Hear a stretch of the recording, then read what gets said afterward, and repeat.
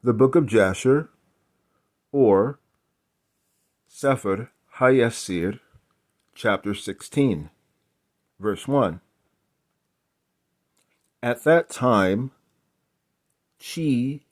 Omer, king of Elam, sent to all the neighboring kings, to Nimrod, king of Shinar, who was then under his power, and to Tidal, king of Goyim, and to Arioch, king of El-Asar, with whom he made a covenant, saying, Come up to me and assist me, that we may smite all the towns of Sodom and its inhabitants, for they have rebelled against me these 13 years.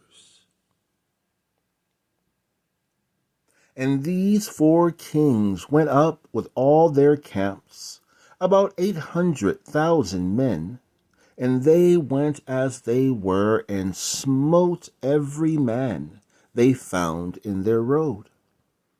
And the 5 kings of Sodom and Gomorrah, Shinab, king of Admah, Shem, king of Zeboim, Bera, king of Sodom, Birsha, king of Gomorrah, and Bela, king of Zoar, went out to meet them, and they all joined together in the valley of Siddim. And these 9 kings made war in the valley of Siddim. And the kings of Sodom and Gomorrah were smitten before the kings of Elam. And the valley of Siddim was full of lime pits, and the kings of Elam pursued the kings of Sodom. And the kings of Sodom with their camps fled and fell into the lime pits, and all that remained went to the mountain for safety.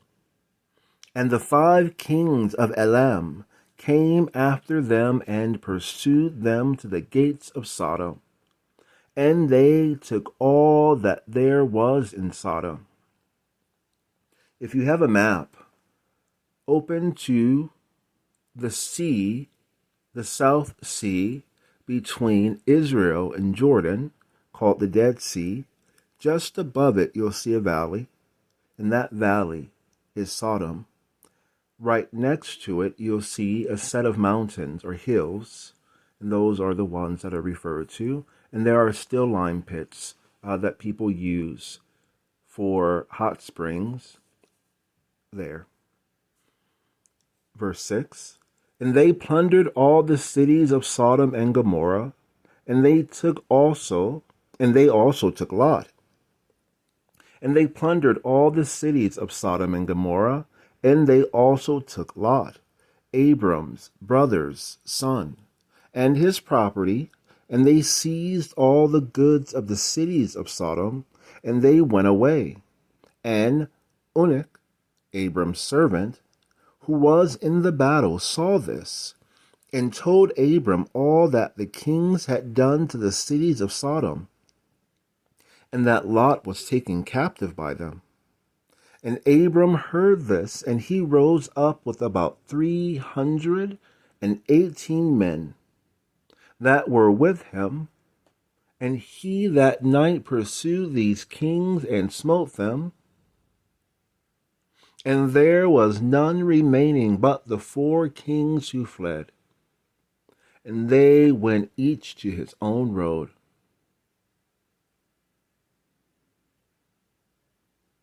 And Abram recovered all the property of Sodom, and he also recovered Lot, and his property, his wives and little ones, and all belonging to him, so that Lot lacked nothing. And when he returned from smiting these kings, he and his men passed the valley of Siddim, where the kings had made war together. And Bela, king of Sodom, and the rest of his men that were with him, went out from the lime pits into which they had fallen, to meet Abram and his men. And Adonizedek, Adonizedek, king of Jerusalem, or Adonizedek, king of Jerusalem, the same was Shem, son of Noah, went out with his men to meet Abram and his people with bread and wine, and they remained together in the valley of Melech. And Adonizedek blessed Abram, and Abram gave him a tenth from all that he had brought from the spoil of his enemies, for Adonizedek was a priest before God. And all the kings of Sodom and Gomorrah, who were there with their servants, approached Abram and begged of him to return them their servants, whom he had made captive, and to take unto himself all the property. And Abram answered the kings of Sodom, saying, And Abram answered the kings of Sodom, saying, As the Lord liveth, who created heaven and earth, and who redeemed my soul from all affliction, and who delivered me this day from my enemies, and gave them into my hand, I will not take anything belonging to you, that you may not boast tomorrow, saying, Abram became rich from our property that he saved. For the Lord my God, in whom I trust, said unto me, Thou shalt not lack nothing, or thou shalt lack nothing, for I will bless thee in all the works of thy hands. And now therefore, behold, here is all belonging to you, take it and go.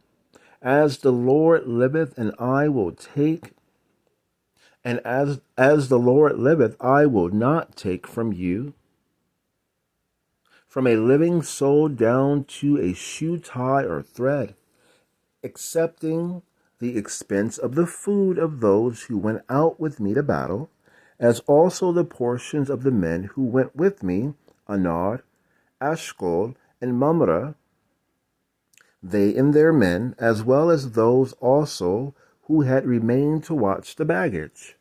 They shall take their portion of the spoil.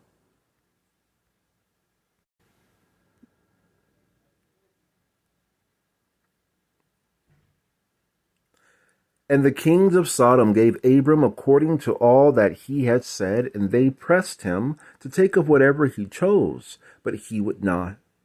And he sent away the kings of Sodom and the remainder of their men, and he gave them orders about Lot, and they went to their respective places. And Lot, his brother's son, he also sent away with his property, and he went with them, and Lot returned to his home, to Sodom. And Abram and his people returned to their home to the plains of Mamre, which is in Hebron. At that time the Lord again appeared to Abram in Hebron, and he said to him, Do not fear. Thy reward is very great before me, for I will not leave thee until I shall have multiplied thee and blessed thee, and made thy seed like the stars in heaven, which cannot be measured nor numbered. And I will give unto thee thy seed all these lands that thou seest with thine eyes. To them will I give them for an inheritance forever. Only be strong and do not fear. Walk before me and be perfect. And in the 78th year of the life of Abram, in that year died Reu, the son of Peleg. And all the days of Reu were 239 years, and he died. And Sarai, the daughter of Haran, Abram's wife, was still barren in those years. She did not bear to Abram either son or daughter. And when she saw that she bare no children, she took her handmaid Hagar, whom Pharaoh had given her, and she gave her to Abram, her husband, for a wife. For Hagar learned all the ways of Sarai as Sarai taught her. She was not in any way deficient in following her good ways. She was not in any way deficient in following her good ways. And Sarai said to Abram, Behold, here is my handmaid Hagar, who go to her, that she may bring forth upon thy knees, that I may obtain children through her.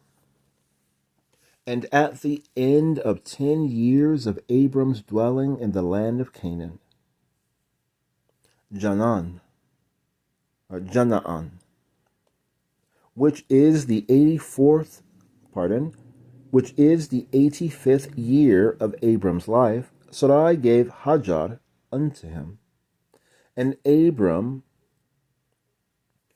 to stop here, remember, Hagar was the daughter of Pharaoh, and he said to her, it would be better to be a handmaiden in that woman's house, meaning Sarai, than to be a mistress in my own. So, Hagar was effectively, in Egypt there is no adoption. So you're given, or what we call adoption, is no different than Hebraic slavery, which means that you are treated as if you were a child of the couple, but it is understood that you're not a child. So it was possible for her mother, or her adoptive mother, Sarai, to teach her and then to offer her in marriage as a mother would a daughter to her husband as his wife. When a woman is not able to bear children for an extended period of time, a man can take another wife. And in societies where there are multiple wives possible to one man, the man does not have to give up his primary wife when he does so. And Abram hearkened to the voice of his wife Sarai, and he took his handmaid Hagar, and Abram came to her, and she conceived. And when Hagar saw that she had conceived, she rejoiced greatly, and her mistress was despised in her eyes. And she said within herself, This can only be that I am better before God than Sarai, my mistress. For all the days that my mistress has been with my Lord, she did not conceive. But me the Lord has caused in so short a time to conceive by him. A mystery, hopefully solved. We heard earlier that Lot was the son of Abram's uncle. Sarai was the daughter of Abram's uncle, and she was 20 years his senior, or at least much older than he was. And he took her as a wife because her father died on his watch. And so it is possible that they didn't desire each other, because even though she was his cousin, as we would say in English, she was to him as if she were his aunt. And it is a natural disposition to not prefer your aunt. So it's possible that they never had sex, actually. And their relationship was one of convenience, or at least duty, initially, at least. There was no prohibition against marrying again, she was his cousin, but she was as if she were his wife. She was only his sister in that they were in the same religious tradition, not that she was his sister. But she felt that way. They were so close. So this is why it's not that necessarily Hagar was better than her, but that he preferred a woman, not his wife or even his culture, over his cousin, who, being older than he was, treated him as if she were his aunt, and aunts kind of treat you like your mom. So that was the reason why.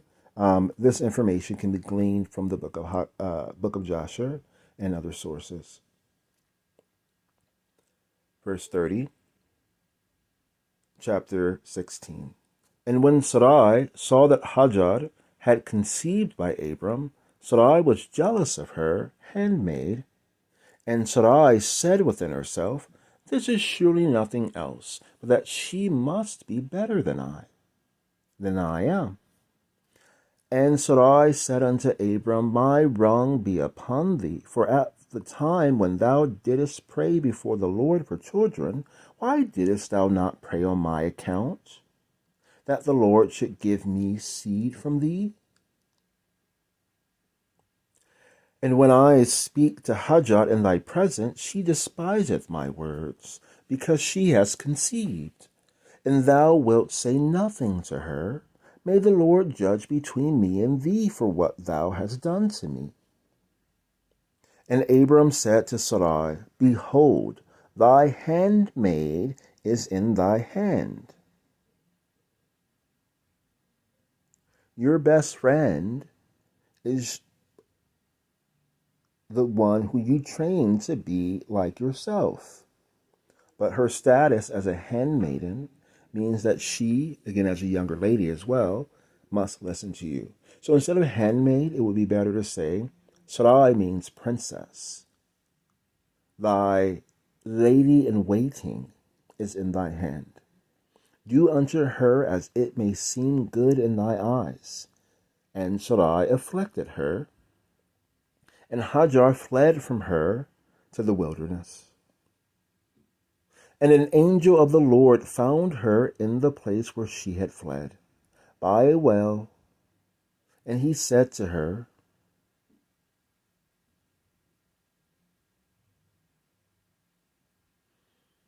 the lady Hagar is my great ancestor. I know by DNA, and so are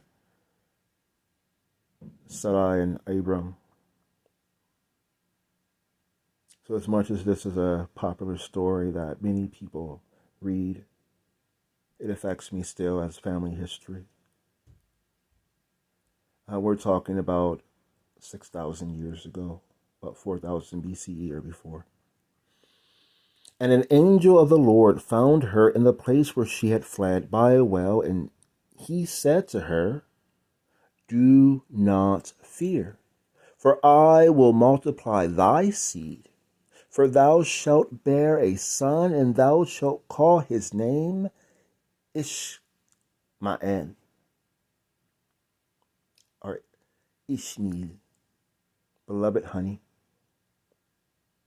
Now then return to Sarai thy mistress, and submit thyself under her hands.